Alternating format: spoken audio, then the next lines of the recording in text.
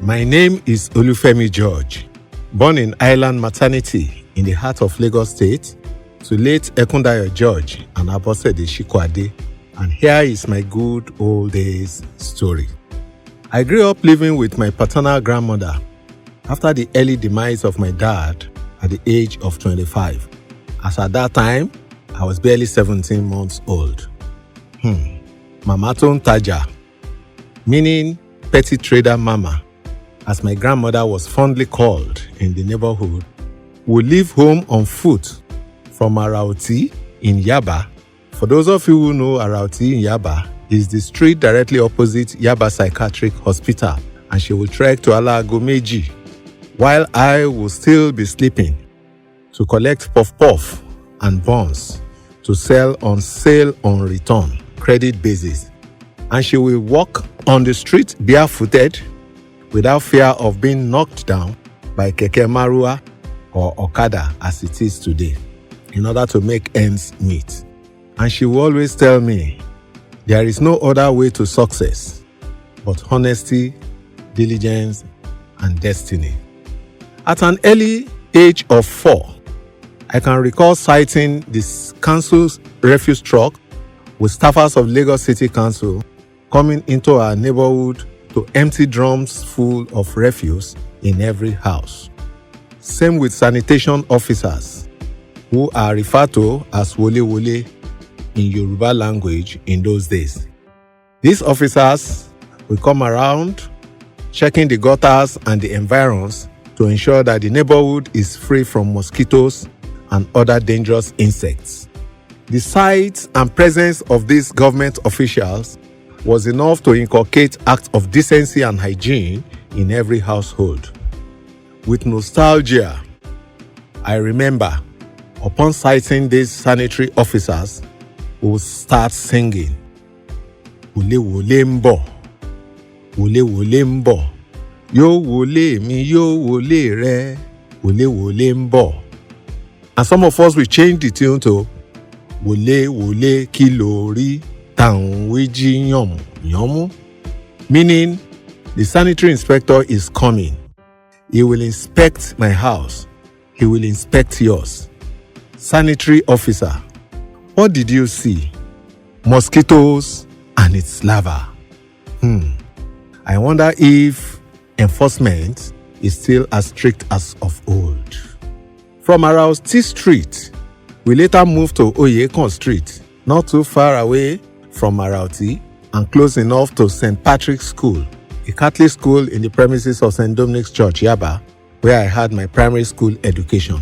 Mama Ibilola Akiwowo of blessed memory, which I refer to as Mami, will never spare me from the rod for any act of dishonesty. A retired primary school teacher and a strict disciplinarian whose favorite adage is Ile Latin Kesho Rode, meaning charity begins from home. She strongly believed that a spoiled child is an outcome of parental upbringing. Even at her old age, she finds time to review the day with me after school hours, including helping out with school assignments, which we call homework as of then. Her list of good characters set for us to imbibe is endless. Don't tell lies, don't steal, you must not cheat, you must not fight, and so on and so on. In those days, you may be pardoned for unbecoming behavior, provided you are honest by telling the truth. I recall a day when my grandma had a spot check through my school bag, only to find a textbook that doesn't belong to me in it. Why did you come home with someone else's book? She queried. Of course, she didn't wait for me to explain before raining several slaps on my back. Apparently, my textbook was stolen and I had to take someone else's own. My, I got the beating of my life that night. In those good old days, everyone old enough to be a parent in our neighborhood was our parent.